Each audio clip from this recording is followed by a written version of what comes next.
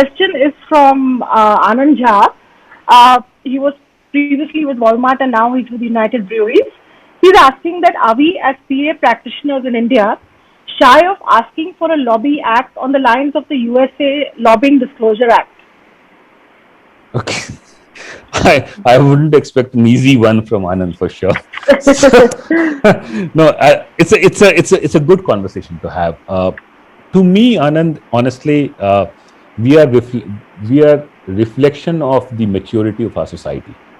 All of us, our businesses, our society, what we say, what we don't say. Let me ask you a very provocative question. Uh, with George Floyd's murder and all that has happened in the US, the Black Lives Matter, and the way all of those things really came out, uh, corporations were expected to take positions and they were encouraged to take positions, and there were no consequences or price of that position that they took. I use a expression very often, which I call the cost of candor. We can be as candid in our conversation as long as we have defined the cost of candor. If I say something and I pay a very heavy price for that, then I would probably refrain from saying so.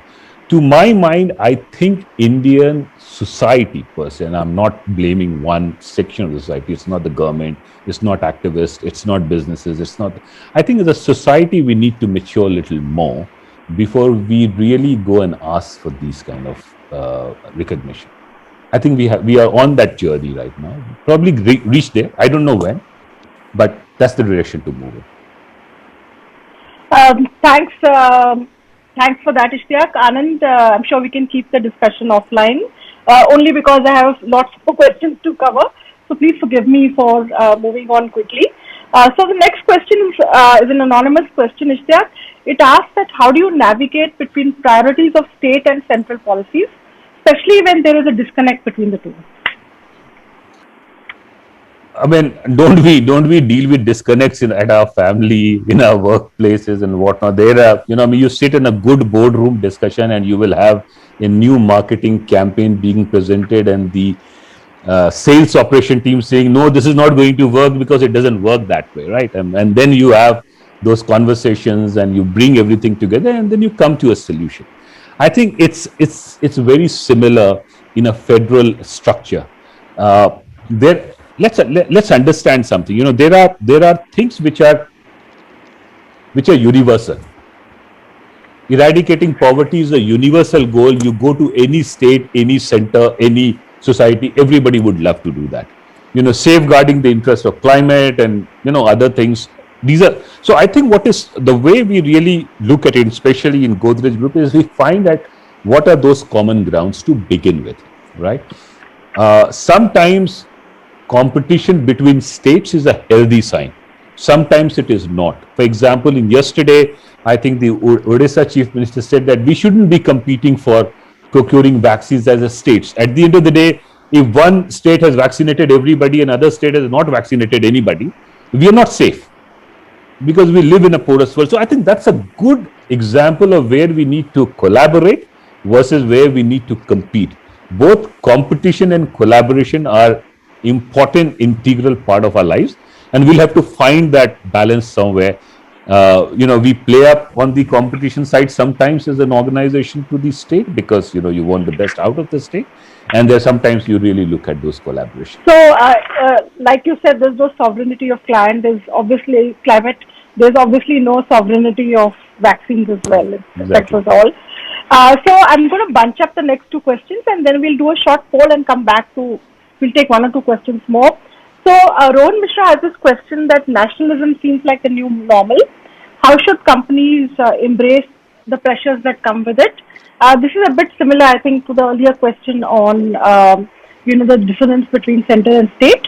And there's another question from Kunal Jain, specifically asking how is ESG being implemented at Godrej? Good. So Rohan is my colleague. We work together in Coca-Cola. It was not too long ago that I interviewed Rohan, and he is paying it back by asking the tougher ones now. So, you see, nationalism. I have started my career in the Indian Armed Forces, so it's patriotism and nationalism is very close to my heart. It's a double-edged sword, let me put it. And like you were referring to an article that I wrote just a couple of weeks back, about 7-8 months back, I wrote in Mint about what does it really take to be Atmanirbhar, which is self-reliant, right? And one of the important thing I think the concluding sentence, if I remember correctly, I said that you don't get better by hoping your competition to be weaker.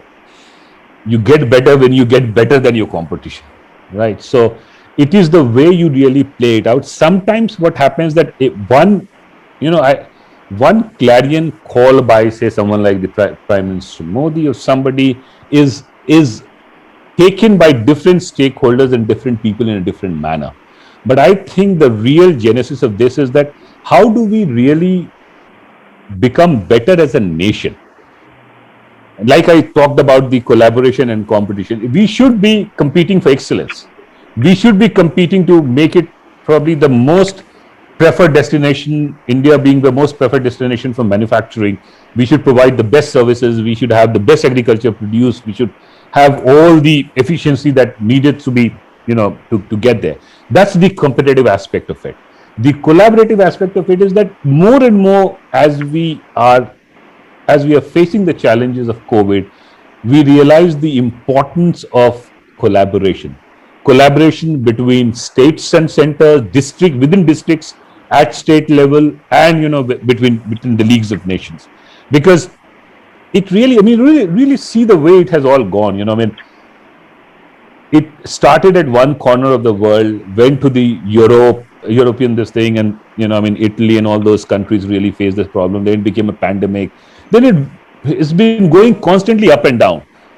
India, up till I would say early March or end of February, we were thinking that we are out of this, and we've actually done reasonably well, both in terms of even our economic performance, given the kind of colossal challenge that we had because of COVID, and of course the number of people infected and dead. And look at it, how in just 3 months or 2 months time it has completely turned it upside down.